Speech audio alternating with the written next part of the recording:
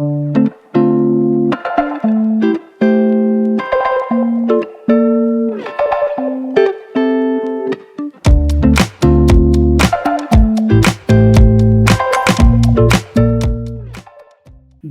à toutes et tous et bienvenue à ce nouveau numéro des carnets de projets. Je suis Charlène Pallard, donc j'anime une communauté régionale dédiée aux innovations pour l'accès aux compétences des publics peu ou pas qualifiés sur la plateforme La Place. Et je travaille au sein de Cap Métiers Nouvelle-Aquitaine. Donc c'est dans ce cadre-là de La Place et de Parcours Pro que sont nés les carnets de projets, donc des webinaires qui valorisent des expérimentations de Nouvelle-Aquitaine à travers les témoignages de ceux et celles qui les conduisent, et notamment des lauréats du plan d'investissement dans les compétences, des lauréats qui sont soutenus par l'État et ou la région Nouvelle-Aquitaine.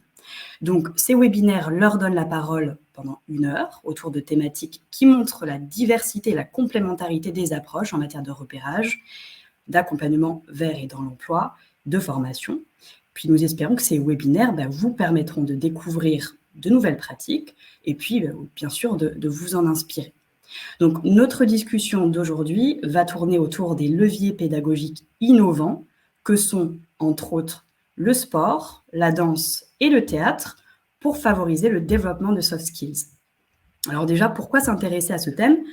Parce que dans un contexte où les compétences comportementales, transversales ou encore soft skills apparaissent comme des leviers d'employabilité pour des publics qui sont souvent peu ou pas qualifiés, il convient donc de faciliter leur développement en utilisant des méthodes pédagogiques qui conviennent à des publics qui sont souvent en difficulté lorsqu'il s'agit de se former. Donc si le bénéfice des pratiques sportives et artistiques sur les individus, les groupes sont bien connus, il est moins facile de voir ce en quoi et comment ces pratiques produisent des compétences à visée professionnelle. Donc c'est vraiment l'usage de ces pratiques à des fins de remobilisation sociale et professionnelle que nous allons creuser aujourd'hui. Nous sommes ensemble jusqu'à midi et nous allons échanger avec nos intervenants. Je vous invite durant la discussion à poser toutes vos questions dans le chat qui est mis à votre disposition. Et puis, moi, je les poserai au fur et à mesure aux intervenants.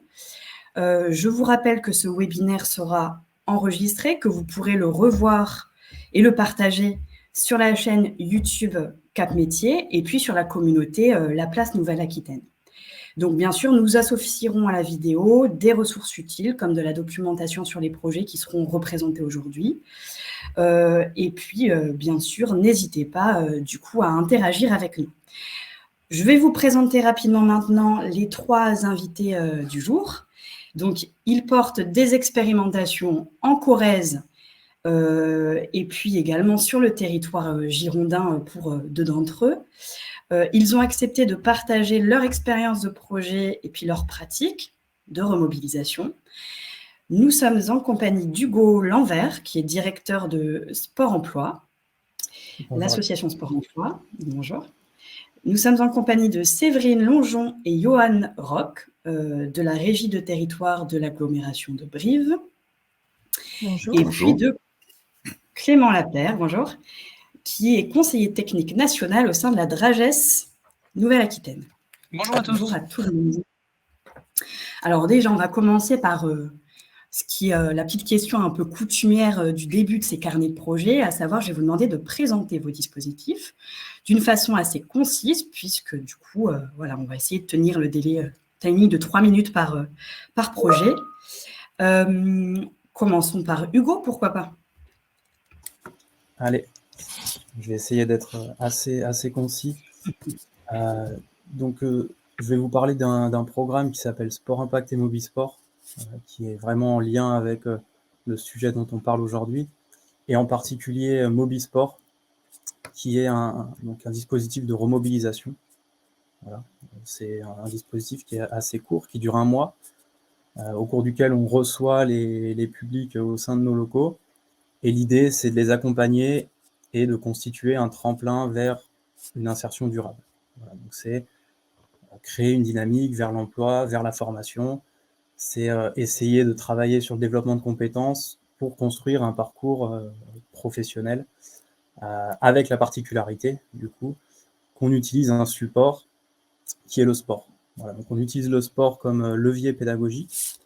Alors, je ne vais pas trop rentrer dans les détails pour le moment, mais l'idée, c'est que le sport soit vraiment au cœur du programme et en s'appuyant sur les valeurs qu'il va permettre de générer, faire en sorte que les personnes qu'on accompagne puissent s'engager vers un projet d'insertion qui soit le plus durable possible. Voilà. Concrètement, je le détaillerai un peu plus par la suite. Donc c'est un programme d'1 mois qui est relativement dense, qui comprend des activités sportives qui ont lieu tous les matins, avec un objectif pédagogique, je vais pas en parler tout de suite. Et puis ensuite, qui s'accompagne aussi d'un certain nombre d'ateliers d'accompagnement socio-professionnel. Et l'idée, c'est de faire le lien entre ces différentes composantes pour avoir un parcours qui soit aussi complet que possible et qui ait un impact, l'impact le plus important possible sur les publics qu'on accompagne. Voilà, et c'est un programme qui se passe sur le territoire de Bordeaux Métropole, et en l'occurrence sur la rive droite du territoire de Bordeaux Métropole. Voilà.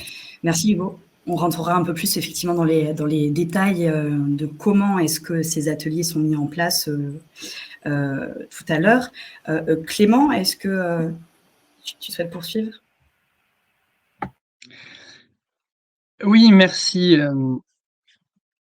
Charlène. Donc, je vais pas faire le zoom sur le projet de théâtre comme média de travail pour développer les compétences transversales ou les compétences vers plus tard l'animation pour des publics plutôt en difficulté. Ça rejoint ça s'inscrit dans un cadre plus global qui est le cadre d'un dispositif qui s'appelle dispositif Sésame et qui est très proche, très proche de ce que vient d'évoquer Hugo, c'est-à-dire utiliser le sport comme média social de travail pour remobiliser, donc là, dans ce cadre-là, c'est des jeunes 16-25 ans, vers les métiers du sport et de l'animation. Et le projet théâtre, il est venu d'un diagnostic partagé entre plusieurs acteurs, dont les jeunes, qui avaient besoin, à la sortie du Covid, de la crise sanitaire qu'on a vécue, eh bien de renouer avec la socialisation et au fait que eh bien, on passait d'un environnement plutôt cloisonné à un environnement, quand on va vers des métiers du sport ou de l'animation, ben, il faut apprendre à composer ensemble et à travailler ensemble.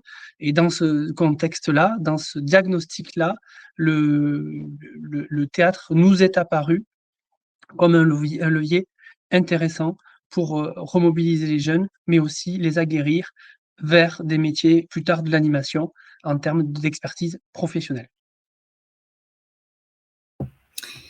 Merci Clément, et je vais enfin passer la parole à Séverine pour nous présenter un peu le projet et puis la collaboration un peu inédite qui a opéré dans le cadre de ce projet avec la scène nationale de Brive. Bonjour, donc nous, notre projet, il s'appelle Art et compétences, et en fait, on est 4 acteurs, 3 acteurs de l'insertion par l'activité économique, donc la régie de territoire du bassin de Brive, la ressourcerie Gaillarde qui est à Brive, la ressourcerie du Carnix qui est à Naves, à côté de Tulle, et l'ASEA qui est une association de protection de l'enfance sur le territoire corrézien. Donc, nos publics, ils sont à la fois des adultes qui sont salariés des chantiers d'insertion et des jeunes qui sont dans le cadre de mesures de protection de l'enfance et donc qui peuvent avoir entre 16 et 21 ans. Donc, le projet, c'est ces 3 structures. Le porteur administratif, c'est la régie. Et donc, on travaille avec la scène nationale L'Empreinte qui nous permet de travailler avec un artiste et un réalisateur documentaire qui travaille au sein de Saturne en Périgord. Donc, l'idée globale, c'est que nos 3 structures associatives, en fait, souhaitent introduire la culture comme un levier d'émancipation sociale et d'inscription dans la cité. Et nous travaillons tous également sur la question de l'emploi et de l'accession à une formation ou un poste pour les personnes que nous accompagnons. Donc, on a travaillé ensemble sur ce projet. Donc, la scène, nous, on met à disposition, finalement, on met pas à disposition, on crée un groupe qui ne se connaissent pas, donc des 4 structures, qui vont travailler sur un projet commun. Et sur ce projet commun, ils vont être accompagnés à la fois par la scène nationale L'Empreinte et par le réalisateur documentaire, sur un projet qui nous est inconnu et qui se crée au fur et à mesure par le groupe, puisque au-delà des compétences transverses que nous, on appelle, on a un référentiel de compétences de 43 compétences, du savoir travailler, on travaille beaucoup la question du pouvoir d'agir des personnes qui composent ce groupe. L'idée, c'est qu'on ait 2 sessions, c'est des sessions de 4 mois à peu près. Donc, le film vient de nous être présenté la semaine dernière, celui qui a été créé par le premier groupe. Voilà où nous en sommes. D'accord. Bah, vous nous en direz un petit peu plus, et si on a la possibilité, effectivement, nous aussi, d'en avoir connaissance de cette production. Je voudrais déjà qu'on s'arrête, puisque du coup, on est sur un webinaire dédié aux innovations. Je voudrais savoir en quoi ces projets sont innovants, puisque effectivement, je crois qu'il est assez...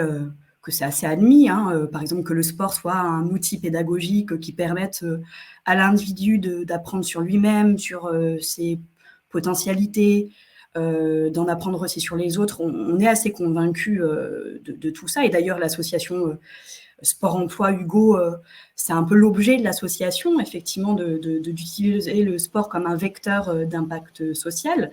Mais en quoi est-ce qu'on peut considérer, alors aujourd'hui pour Mobisport, mais aussi ça vaut pour les autres dispositifs, que ces dispositifs sont innovants, finalement? Je dirais que d'abord, le fait d'utiliser un chemin détourné pour parler d'un sujet qui n'est pas toujours évident, à savoir l'insertion, c'est quelque chose qui me semble innovant, même si ça fait longtemps que ça existe, mais je trouve que c'est beaucoup plus formalisé aujourd'hui. Voilà, c'est les pratiques qui existaient déjà, mais aujourd'hui, on l'écrit beaucoup plus, et je trouve que ça rentre aussi dans la conscience collective. Nous, on entendait beaucoup à l'époque, sport et emploi, quel est le rapport? Ça, c'est quelque chose qu'on entend de moins en moins. Les gens en ont de plus en plus conscience, et je trouve que même si on pourrait se dire, ça fait longtemps que le sport existe, ça fait longtemps qu'on s'appuie aussi sur des moyens détournés pour parler de sujets comme l'insertion, qui peuvent être un peu compliqués, notamment avec les publics jeunes. Aujourd'hui, ça prend vraiment une autre dimension parce que c'est formalisé, parce que tout le monde, je trouve, tire dans le même sens. Voilà, à la fois les associations, à la fois les acteurs institutionnels, à la fois les entreprises. Les entreprises pourront encore progresser aussi à ce niveau-là. Je pense qu'il y a un travail à faire. Mais voilà, c'est moi ça qui me semble particulièrement innovant, au-delà du fait d'avoir un support que ce soit le sport, que ce soit le théâtre, que ce soit la danse. Voilà, c'est les choses qui, à mon sens, fonctionnent vraiment. Est-ce que Clément, je te voyais acquiescer. Est-ce que tu souhaites réagir? Oui, bah, je rejoins un peu effectivement, il y avait déjà, le sport a toujours existé en tant que jeu, mais aussi en tant que remobilisation pour les personnes, pour l'individu et en tant qu'outil d'émancipation. Et est-ce que c'est une approche innovante? Moi, si je dois parler du projet théâtre, sans savoir si véritablement elle est innovante, ce qui est sûr, c'est qu'elle correspond à un changement significatif dans la manière d'accompagner les jeunes. Et parce que ça concerne aussi un ensemblier d'acteurs, voilà, avec une concertation et aussi c'est-à-dire le cœur du sujet, le jeune qui donne son avis et qu'on prend en considération son avis pour faire. Ces compétences-là, qui c'est de plus en plus écrit, les compétences transversales, les fameux soft skills. Il y a de plus en plus d'écriture là-dessus, de la recherche et notamment en sciences de gestion, mais aussi en sciences de l'éducation. Donc du coup, les deux dimensions recherche se rejoignent sur ces sujets-là.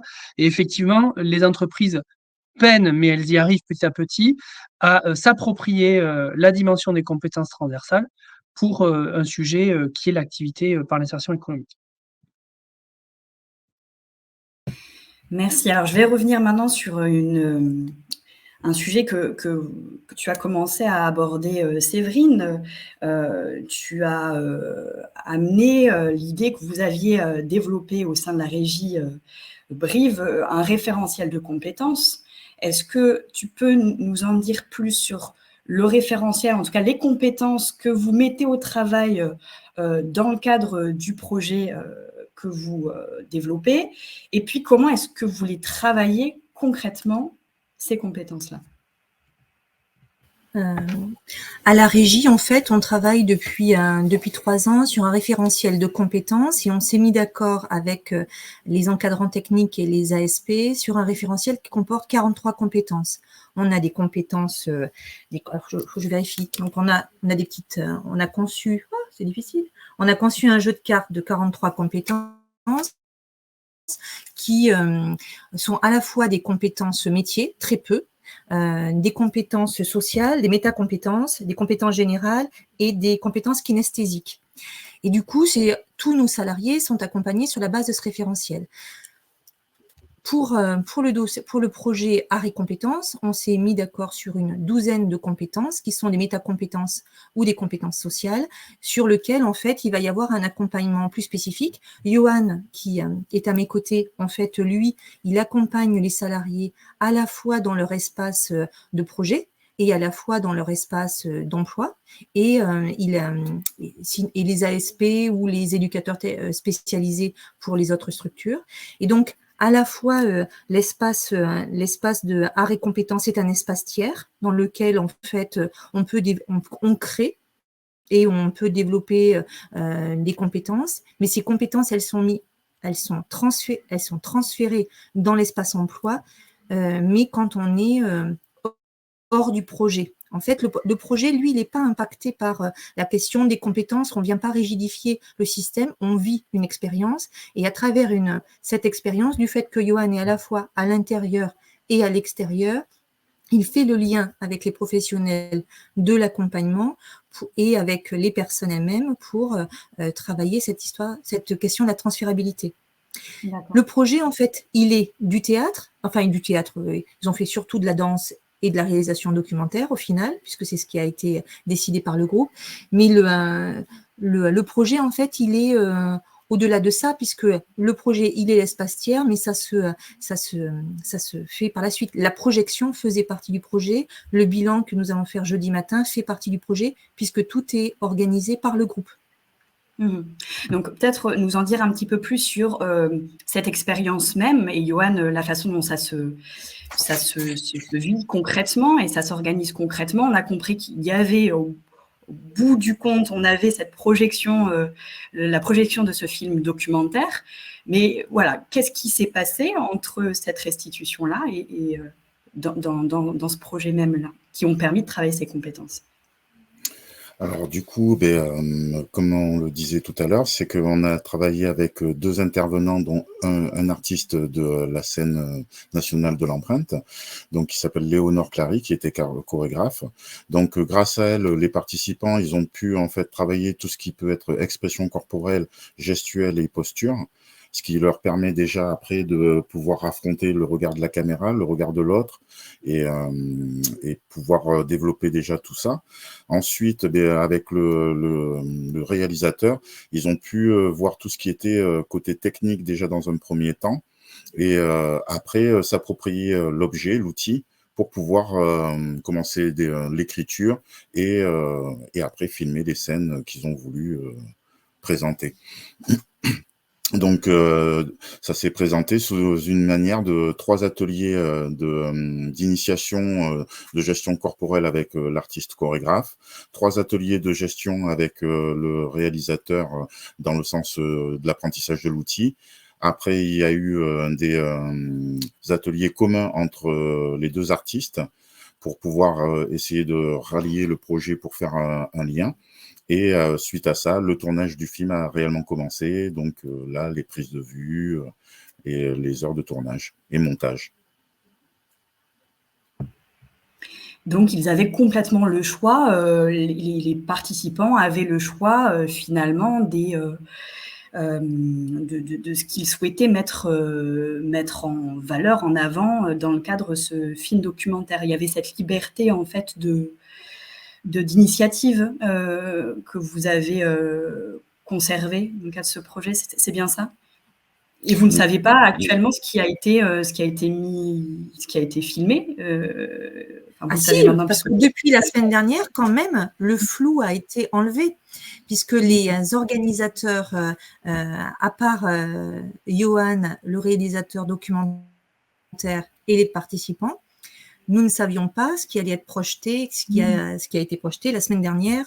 Donc, on a projeté au cinéma. On ne savait pas, en fait.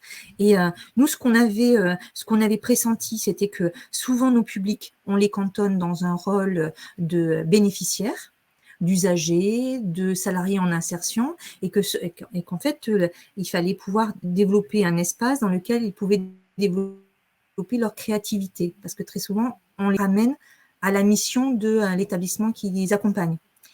Et en fait, en vrai, ils ont parfaitement répondu au-delà de nos attentes, puisqu'en fait, la question, nous, on avait mis dans un langage très technocratique que ce projet Art et compétences permettrait de développer le pouvoir d'agir, mais ça a été, je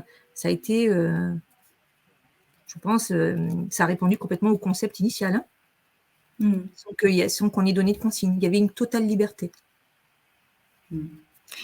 Super, on reviendra un peu sur la finalité ensuite. Est-ce que Clément et Hugo, vous pouvez nous dire, vous, de votre côté, quelles sont les compétences que vous travaillez, comment vous les travaillez? Hugo?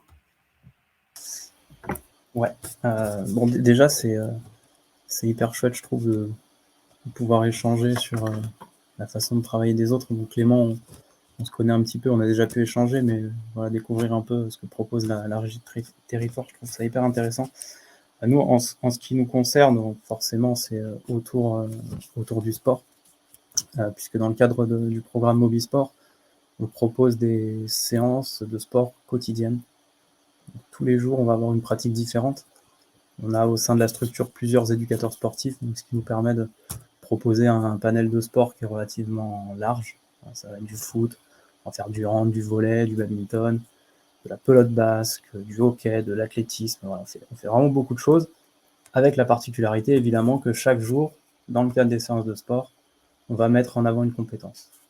On travaille beaucoup sur le savoir-être. On a ciblé 9 soft skills qui sont aujourd'hui importants dans un parcours de formation, dans un parcours d'insertion professionnelle, et sur lesquels aussi on peut agir par le biais de la pratique sportive, parce que c'est important que les participants puissent faire le lien, puissent appréhender cet enjeu pédagogique et que vraiment ce soit palpable pour eux dans la séance. Voilà, donc, par exemple, on peut proposer une séance basket où on va travailler sur la communication. Je prends l'exemple de la communication parce que c'est peut-être un peu plus simple à mettre en œuvre. Donc au cours de la séance, elle est construite de telle sorte à ce que les participants puissent appréhender la compétence communication, puissent différencier les différents modes de communication, le tout par le biais d'une pratique sportive. Voilà. Donc ça, c'est vraiment la pratique sportive qui a lieu tous les matins. Et tous les après-midi, on propose, dans le cadre de ce programme également, des ateliers d'accompagnement socio-professionnel. Et on va s'appuyer sur les éléments qu'on va repérer en sport pour travailler sur ces ateliers d'accompagnement qui vont comprendre à la fois des techniques de recherche d'emploi, il va y avoir du développement personnel, du projet pro, de la découverte métier, etc. D'ailleurs, en l'occurrence, dans ces ateliers, on fait aussi du théâtre. Voilà, donc il y a pas mal de choses qui se rejoignent. On utilise aussi d'autres supports. Le sport, c'est vraiment le cœur du réacteur. Mais de manière générale, on essaye au maximum de s'appuyer sur différents leviers pour travailler sur le projet. Alors, pour approfondir un petit peu, très naïvement, comment est-ce qu'on fait pour travailler la communication via par exemple, une séquence de jeu, on se met en situation, le foot par exemple, comment vous faites pour travailler ces aptitudes-là à communiquer en groupe? Et par exemple, au travers du foot, on peut faire plusieurs situations. Les séances durent 3 heures. On peut par exemple avoir une passe à 10 avec plusieurs situations. Dans un premier temps, une passe à 10 classique. Ensuite, une passe à 10, mais on n'a pas le droit de parler. Une autre situation où on ne peut ni parler ni faire de gestes. Et entre chaque situation, on va débriefer avec le groupe, voilà, pour faire le lien avec la compétence. Là, forcément, l'idée, c'est de travailler sur la compétence verbale, la communication verbale, pardon, la communication non verbale. C'est voir un petit peu leur retour, voir aussi les stratégies qu'ils vont être capables de mettre en place pour travailler cette compétence. On peut avoir aussi des situations où, toujours au foot ou en basket, c'est un peu la même chose. On fait un parcours à l'aveugle. Ils sont par deux, il y en a un qui a les yeux bandés, et puis l'autre doit le guider. Donc, il doit forcément travailler le ton de sa voix, synthétiser sa pensée. Enfin voilà, c'est toutes ces choses qu'on va travailler concrètement, mais par le biais de la pratique sportive. Donc, vous avez à la fois ce rôle d'animateur, mais aussi ce rôle un peu dans le cadre de ces séquences-là d'observateur aussi, puisque je suppose que derrière, il faut organiser ces temps de débriefing-là et se saisir à la fois des comportements qui ont pu être positifs dans des séquences particulières, mais aussi de ce qui a pu moins bien fonctionner, de sorte à pouvoir le restituer après aux participants, enfin aux membres du collectif.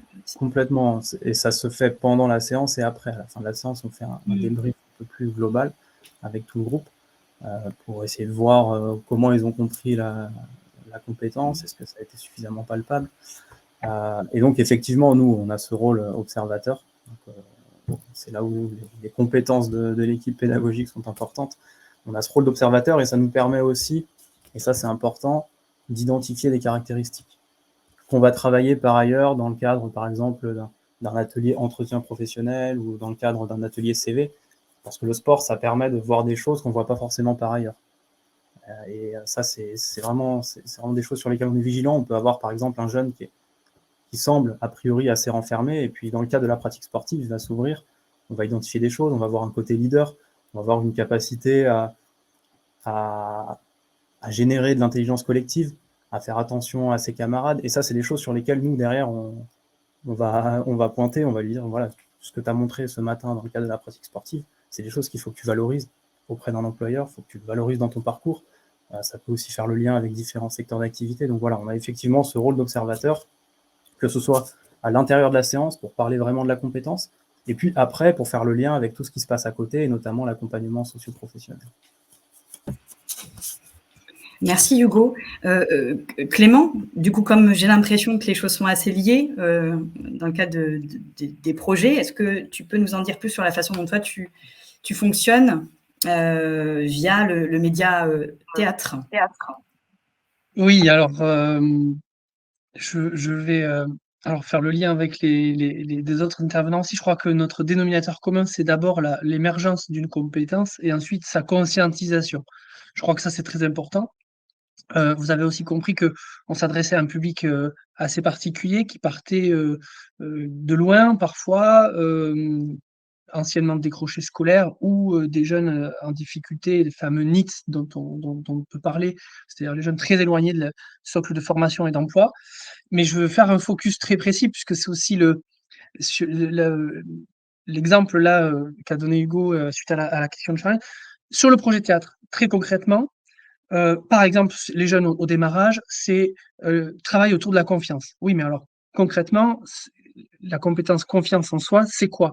Et on va chercher une montée en compétence pour quelque chose. Et là, dans le cadre du théâtre, c'était dans l'optique d'une prise de parole en public coordonnée avec d'autres acteurs. Et donc, effectivement, la mise en scénario à travers la pratique théâtrale est une première étape. Une seconde étape sur une autre compétence, ça peut être aussi de travailler en équipe, cette fois-ci dans une optique de création d'un scénario théâtral improvisé. On fait émerger une thématique particulière qu'on a pu vivre dans la vie de tous les jours ou avec ses collaborateurs. Par exemple, je suis un jeune et j'ai fait un atelier il y a 5 jours. Je l'ai vécu spontanément pas très bien. On travaille sur ce sujet-là et on le recontextualise à travers un scénario théâtral grâce à l'apport de professionnels. Donc nous, dans le cadre présent, c'était des professionnels du théâtre, professionnels et bénévoles, avec la particularité d'être une association qui est Impact Théâtre, qui est un peu connue sur Bordeaux, qui fait intervenir à la fois des psychologues et des comédiens professionnels du théâtre. Et c'est là où nous, on laisse la main à ces professionnels-là, justement pour avancer dans ces constructions de compétences, et on passe observateur. Hugo l'a dit, on passe observateur. Et enfin, troisième compétence clé aussi, c'est réfléchir individuellement à ce qui s'est passé, pourquoi ça s'est passé, comment ça s'est passé, et analyser les écarts entre finalement l'intention de départ et l'intention finale. Parce que cette approche réflexive, elle est importante aussi, finalement, dans les approches professionnelles, à la fois de tous les jours, personnelles de tous les jours, pardon, ou professionnelles, dans la vie active, tout simplement. Et ça, ça ne se fait pas. Donc j'ai pris volontairement trois compétences graduées pour montrer comment ça pouvait, cheminer, durant ce projet théâtre. Merci. Alors du coup, je vois là bien dans vos 3 projets qu'il y a quand même, et tu l'as ressouligné Clément, une importance significative qui a accordé à bien baliser des temps réflexifs qui permettent effectivement, une fois qu'on a vécu quelque chose, une expérience, qu'on s'est mis en scène, voilà, de se décaler de ce que l'on a pu jouer et d'y attacher, d'y mettre un peu plus de la pensée. Voilà, pourquoi j'ai réagi comme ça, qu'est-ce que ça a suscité chez moi, comment je fais le lien avec effectivement des situations que je vais pouvoir vivre en situation professionnelle. C'est des temps qui sont balisés, c'est-à-dire que systématiquement à l'issue des ateliers sportifs, alors tu en parlais tout à l'heure Hugo, j'ai l'impression qu'il y a des temps de débriefing qui sont systématiques. C'est le cas pour vous dans le cas du dispositif Clément Sésame? Oui, alors non seulement là c'était le cas dans le cadre du dispositif projet théâtre, mais c'est aussi le cas dans le projet global du dispositif Sésame qui vise l'insertion des jeunes vers les métiers du sport et animation, justement où les accompagnateurs sont à la fois des éducateurs sportifs et à la fois des conseillers en insertion professionnelle. Ou en tout cas, ils visent les compétences de conseiller en insertion professionnelle. Ce qui fait qu'il y a cette conscientisation effectivement de l'évolution des compétences, mais c'est pas un long fleuve tranquille, il y a des ruptures, il y a des échecs.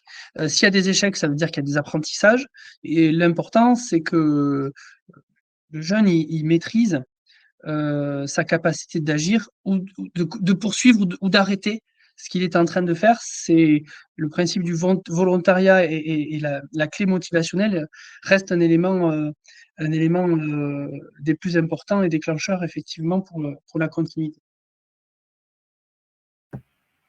Merci. Est-ce que vous voulez ajouter quelque chose, Séverine? Vous, la façon dont on se matérialise un petit peu ces temps, cet accompagnement à la réflexivité, dans le cadre des ateliers que vous proposez? Alors, nous, comme on est un chantier d'insertion, on a peu d'espace d'expression, plutôt un espace de production. Et donc, en fait, tout le pari de Art et Compétences était de permettre aux personnes d'être dans un espace tiers, sans qu'il y ait… tout le monde savait qu'on travaillait sur les compétences. Moi, je n'avais pas mis au courant les professionnels de l'accompagnement des indicateurs de l'appel à projet du conseil régional. Donc, tout le monde était dans un espace où, en fait, la question, c'était la question du pouvoir d'agir dans le cadre de développer des compétences d'employabilité et d'accès à la formation et à l'emploi durable. En fait, comme c'était notre première expérience, on avait pressenti qu'il y avait nécessité d'avoir un coordonnateur et la personne qui faisait le lien entre cet espace tiers de l'objet cinématographique, en fait, c'était Johan. Et Johan, lui, faisait le lien avec les ASP parce qu'en fait, il fallait aussi convaincre les professionnels pour cette première session que, en fait, quand on était avec un média artistique, en fait, on travaillait et que ça avait un intérêt, que ça avait un impact. Et donc ça, c'est réussi. Donc tout le monde est convaincu. Maintenant, pour la deuxième session, ça va être beaucoup mieux. Mais en fait, la question de ces compétences, elles étaient amenées dans une routine de conscientisation. C'est-à-dire qu'elles n'étaient pas travaillées mécaniquement. Par ailleurs, on travaille plus, alors pas mécaniquement, mais mes collègues seraient furieuses si elles entendaient que je disais ça, mais en fait, les ateliers de conscientisation des compétences, on fait On travaille sur des actions de formation, situation de travail, où on travaille beaucoup l'explicitation des compétences, des process de travail. Donc ça, on a utilisé finalement les mêmes méthodes, mais les mêmes méthodes d'explicitation, de conscientisation, mais avec un média complètement tiers et un professionnel qui était différent. Voilà.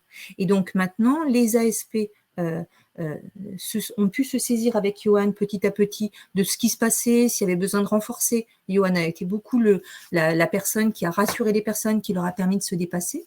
Et les ASP, en fait, elles venaient sans entrer dans l'intimité de cet espace, venir piocher avec les personnes ce qui était porteur. Et maintenant, par contre, maintenant qu'elles ont vu le film, que les personnes nous ont fait confiance de les voir dans cet espace qu'ils ont entièrement créé. C'est maintenant que ça va pouvoir vraiment se potentialiser. En tout cas, dans l'objet final,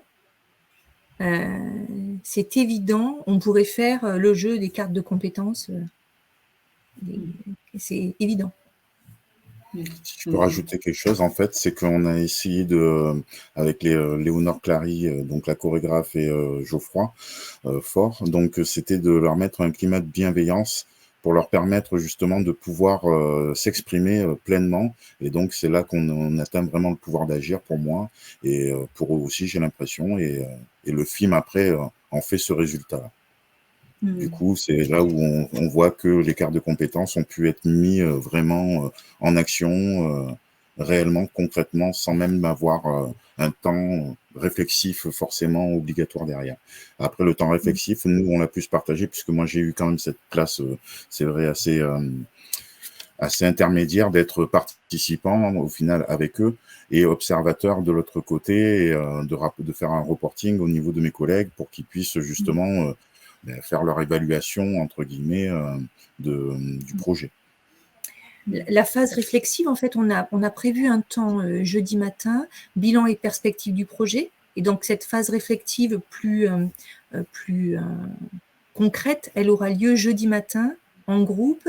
Et le groupe qui était là va accueillir des personnes qui souhaiteraient participer au prochain groupe. Et là, on va vraiment travailler cette question de ce pouvoir d'agir et des compétences qui ont été mises en œuvre. Donc, un temps réflexif. Oui, merci. Moi, je voulais revenir aussi sur en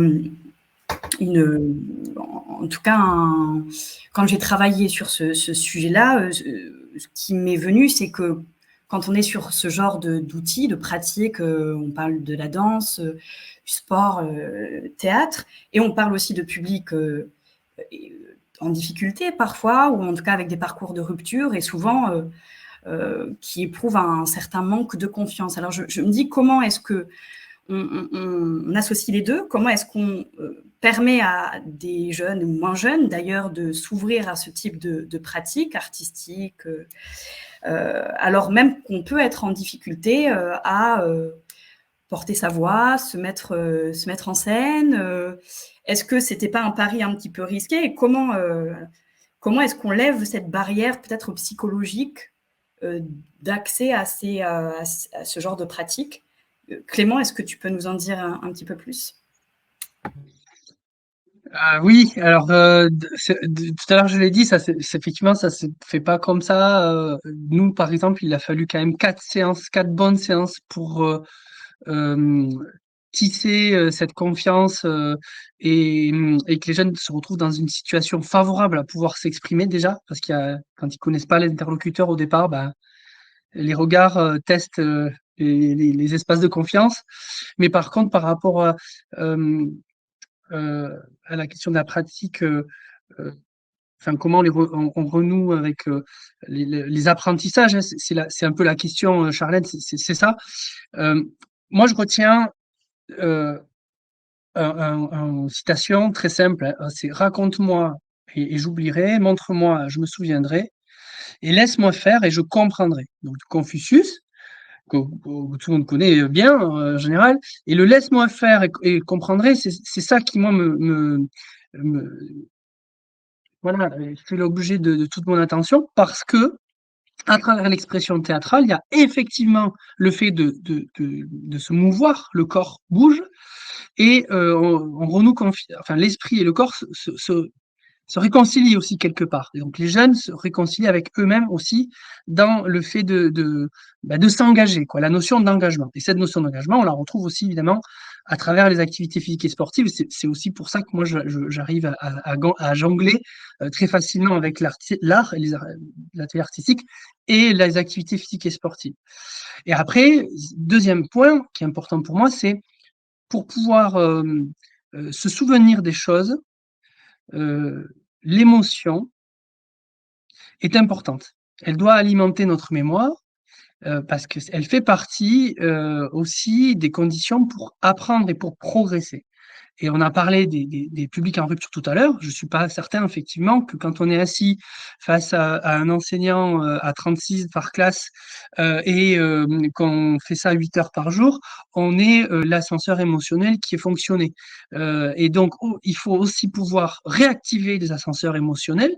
Et c'est l'objet de ce type d'accompagnement-là, parce que sans la mémoire, sans les émotions, sans la mémoire, il est plus difficile d'apprendre. Et là, je rejoins davantage ce qui est neurosciences et les sciences de l'action, en fait, finalement, pour l'apprentissage, qui se coupent complètement voilà, de ce qu'on connaît du traditionnel ou plus académique. Voilà.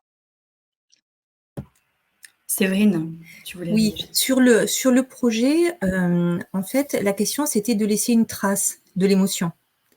Et en fait, la question, c'était, c'est pour ça qu'on a travaillé avec 2 artistes. L'artiste de l'empreinte, elle a accompagné le fait de la prise de confiance, le travail sur le corps, etc.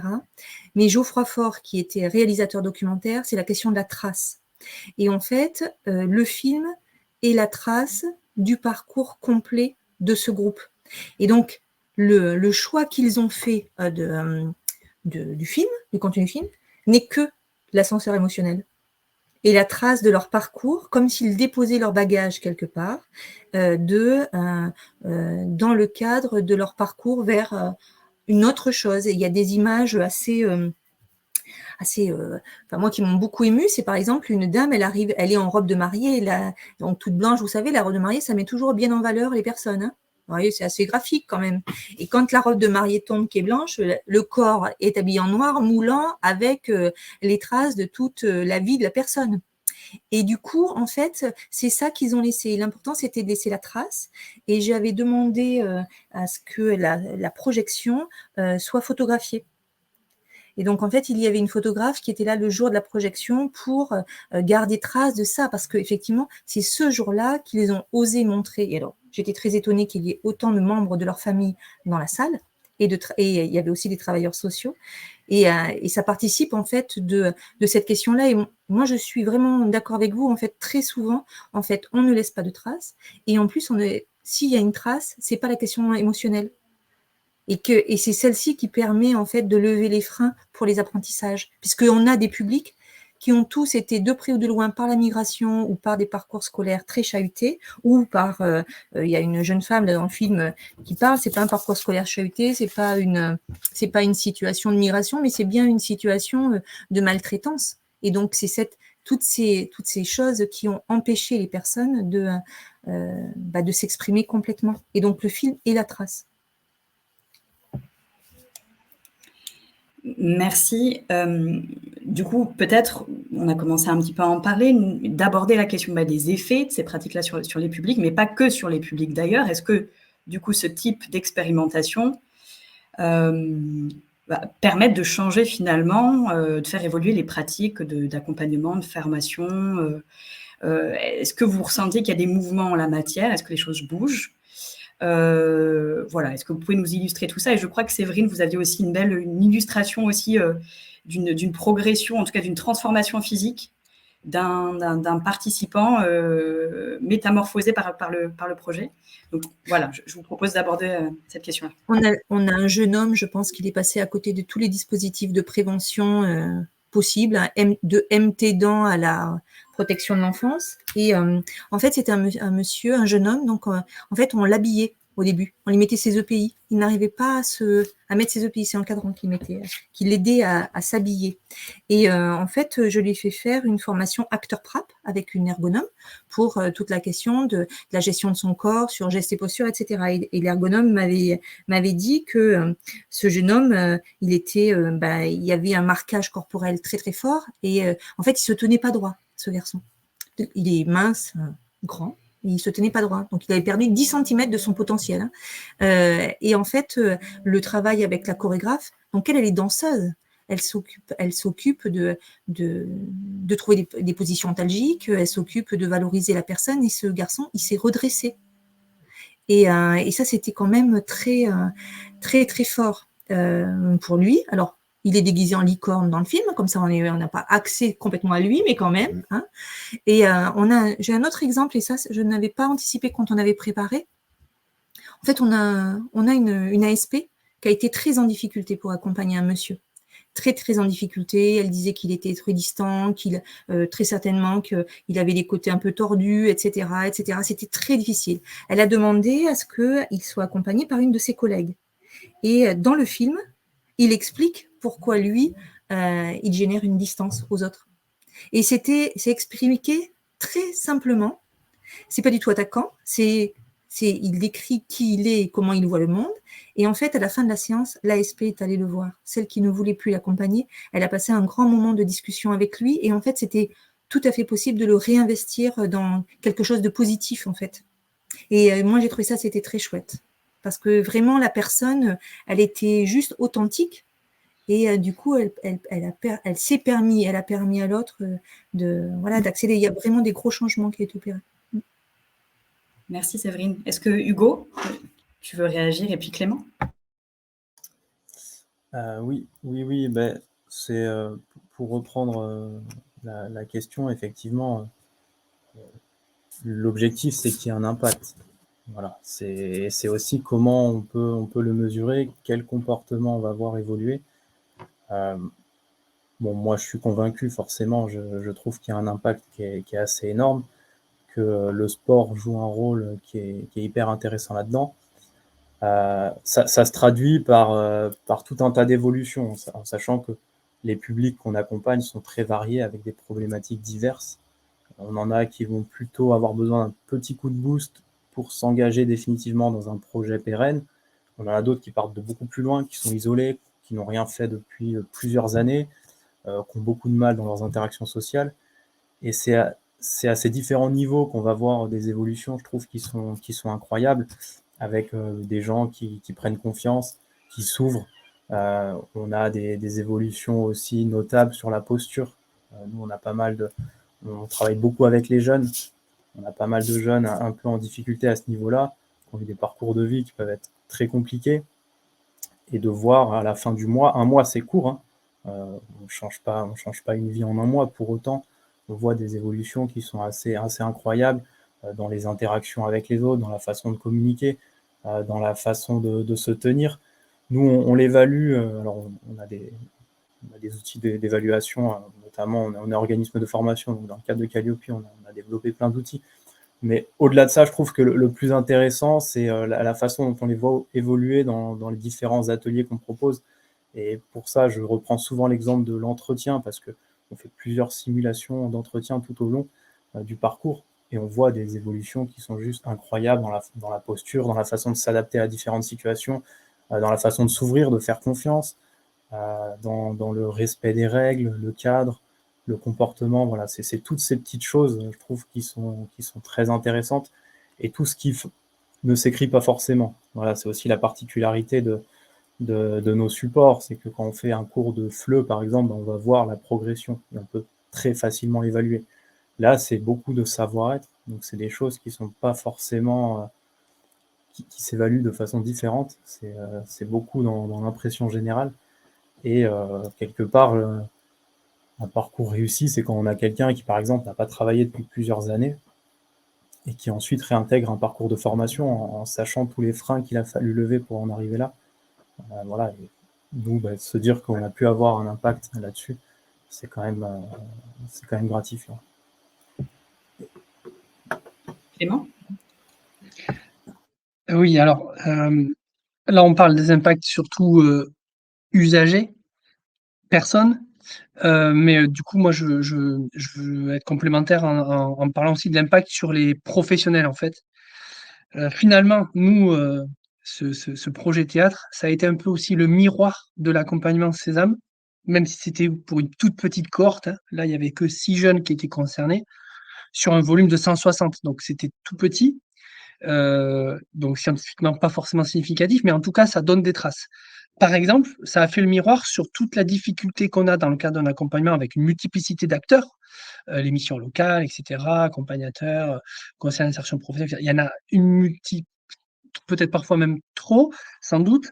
Mais en tout cas, on a vu qu'il y avait, des dents creuses, des trous, dans la raquette, si on peut le dire, versant sportif, parce que, et bien, finalement, le théâtre a fait révéler, certaines problématiques, de la vie de tous les jours. Voilà, avec des jeunes qui revenaient vers nous: «Bah, depuis que je fais les pratiques théâtrales, je me sens mieux, mais par contre, bah, la nuit, je cogite, je réfléchis, voilà, familièrement, ça se passe comme pas forcément super bien». Et donc finalement, ça a renvoyé vers les professionnels enfin, voilà, alerter en disant: «Là, il y a un sujet à traiter, il y a un frein périphérique à régler et qui pour autant au départ n'était pas du tout dans le projet de théâtre. Il est périphérique». Et donc ça a fait ce miroir-là pour le consortium de professionnels qu'on était, et ça nous a permis de renforcer des compétences, chez des éducateurs sportifs qu'ils n'avaient pas au départ, et inversement des compétences de conseil d'insertion professionnelle, parce que la fibre, sportive, artistique, ils l'ont pas forcément, et elle peut leur permettre en tout cas de faire effet levier, pour des jeunes alors qu'ils n'en avaient pas conscience au départ. Voilà, donc nous ça aussi c'est ça, ça a été aussi ça, l'impact sur les pratiques professionnelles, des accompagnateurs avec un grand S. Oui, merci Clément pour cet apport complémentaire. Alors, il y aurait beaucoup de choses à dire, je pense, pour aller plus loin sur cette thématique. On arrive quasiment à la fin du webinaire, donc je vais peut-être commencer à aborder certaines questions qui permettent de poser en fait des jalons pour la suite. Vous interrogez sur vos ambitions pour la suite au regard des observations, des constats que vous faites sur ces expérimentations. Est-ce qu'il y a des dates importantes à venir? Et puis, comment on vous suit après le webinaire? Je vais vous laisser répondre à ça. Voilà, on a 6 minutes à peu près. Je vous laisse me répondre. Bah, Clément, puisque on va ne pas couper ton micro très, très longtemps. OK, alors, ben, effectivement, dans la transition, forcément, du coup, nous, ça prolonge, le travail. En tout cas, entre-temps, moi, j'ai changé de casquette professionnelle, et j'ai une responsabilité nationale, qui me permet, de réfléchir avec les équipes sur, un portefeuille de compétences complémentaires pour les éducateurs sportifs. Voilà, donc ils ont une formation, ils ont une carte professionnelle, aucun problème, mais il y a des compétences nécessaires dans ce type d'accompagnement, et c'est là-dedans qu'on se projette avec les équipes. Et puisque moi j'ai la chance de travailler avec 9 organismes de formation dans l'écosystème, Léo Lagrange, on essaye justement de travailler de manière, à la fois en synergie, mais de façon frugale aussi, parce que, on n'est plus dans le plan de relance, donc aujourd'hui les financements sont pas à pouvoir, surdéployer, des expérimentations, mais plutôt de capitaliser sur ce qui s'est fait de bien sur ces 2 années, et donc en renforçant les compétences des éducateurs sportifs et inversement des conseillers en insertion professionnelle. Donc ça se fait concrètement, bah, sur de l'ingénierie, sur, des contenus de formation, et avec, des équipes, enfin en tout cas une en tout cas pour expérimenter, ce travail-là. Et puis, ça nous a renvoyé aussi sur l'importance de relier systématiquement animation, art, éducation populaire et sport, davantage dans les projets éducatifs que, en tout cas pour ma part, j'ai eu l'occasion de construire, de cesser la logique de silo, par, discipline, et d'être toujours sur quelque chose de beaucoup plus transversal, à l'image des compétences qu'on cherche à valoriser. Merci Clément. Séverine, Hugo, je vous laisse. Celui prend. Allez-y, oui, Séverine, je vois que tu es lancée. Je suis impatiente de répondre. En fait, nous, il y a 2 impacts à suivre. Donc, on a un deuxième groupe. Notre volonté, c'était d'avoir 3 structures, dont la structure de protection de l'enfance. Et ça, c'était un peu compliqué entre des structures d'insertion par activité économique où nous ne sommes pas réputés les travailleurs sociaux et des éducateurs spécialisés en protection de l'enfance, de pouvoir travailler, comment on peut échanger, comment on garantit la protection des enfants, comment on garantit l'information partagée. Donc ça, c'est quelque chose qui, je pense, du coup, est en passe d'être levé, notamment parce que les dispositifs de protection de l'enfance peuvent orienter sur l'insertion par l'activité économique, parce que bien souvent, on oriente par sûreté sur l'éducation nationale, quand bien même, mais c'est pas moi qui l'ai dit, c'est Monsieur Lapère, que c'est pas forcément le mieux pour exprimer son potentiel créatif et émotionnel. Mais bon, du coup, ça a aussi permis ces choses-là.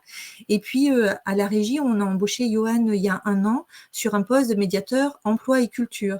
Mais la définition de son poste, c'est pas si simple de savoir quelle est la plus-value des dispositifs et quelles est les articulations avec les encadrants techniques, avec les ASP et avec finalement tout l'environnement socio-professionnel, social, etc. Et donc ça clarifie quand même beaucoup, beaucoup les choses. Et je pense que les ASP, en particulier les encadrants, regardent d'une toute autre façon les espaces qui ne sont pas sous leurs yeux directs. Ce lâcher-prise pour les professionnels est quand même très intéressant. On est presque à leur faire un atelier avec la chorégraphe. Oui, donc c'est plutôt surprenant. Merci Séverine. Hugo, je te laisse conclure sur la suite les dates importantes s'il y a concernant le projet Mobisport. Moi, dans la conversation, je vous mets juste le lien par rapport à un questionnaire 4 métiers de satisfaction pour savoir si on renouvelle le carnet de projet en 2024. Et Alexandra Martin avait partagé précédemment dans le chat également a mis un lien vers le projet Soyons Cap qui est porté par le pôle culture santé Nouvelle-Aquitaine à la Croix-Rouge Nouvelle-Aquitaine. Donc je vous invite aussi à aller voir son post.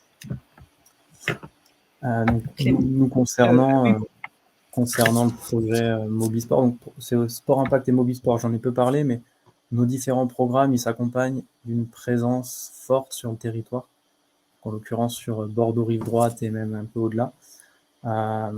Et ça, c'est quelque chose qu'on veut conserver et continuer de s'ancrer territorialement, puisqu'on est aussi très présent dans les quartiers. Donc le but, c'est créer des passerelles, toujours à travers la pratique sportive, entre les quartiers et les programmes d'accompagnement. Donc c'est quelque chose de global qu'on veut poursuivre, qu'on veut aussi pérenniser sur notre territoire où il y a quand même des besoins importants, où il y a un taux de pauvreté qui est très élevé. On a aussi un rôle, je pense, important dans la dynamique partenariale sur ce territoire. Donc on a quand même vraiment cette volonté de continuer à s'ancrer territorialement, poursuivre ces programmes qui, à mon sens, ont un impact qui est important et qui ont besoin de temps pour continuer à s'étoffer. Voilà, et on a aussi cette chance de pouvoir bénéficier de financements qui nous permettent de travailler dans la durée, voilà, au maximum, autant que possible. Et donc ça, on voudrait le pérenniser et puis continuer à développer les programmes, continuer à renforcer la place du sport dans nos programmes, mais aussi de manière générale dans la société à notre niveau, sur notre territoire.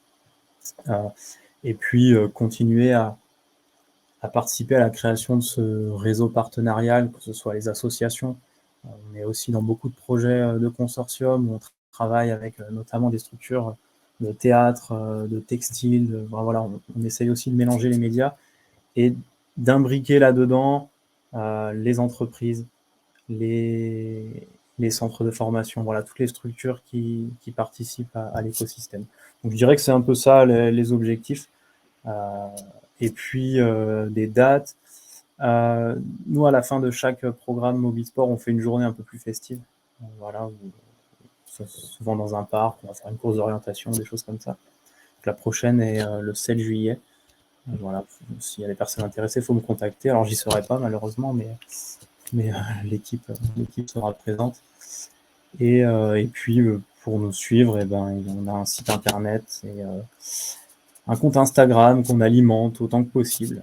Voilà, c'est pas notre gros point fort, mais on essaye quand même de garder le lien par ce biais-là.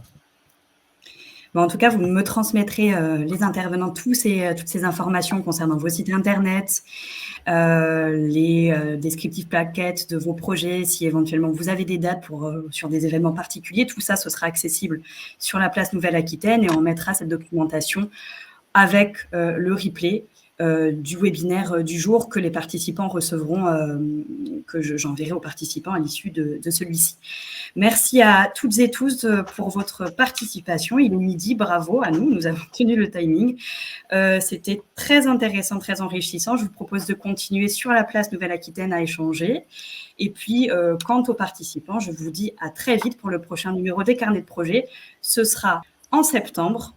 Le 13 septembre sur la problématique de l'illettrisme et de comment est-ce qu'on facilite, on libère la parole autour des situations d'illettrisme. Merci, bonne journée à tous et à très bientôt. Merci. Merci. Merci à tous. Au revoir. Bonne journée.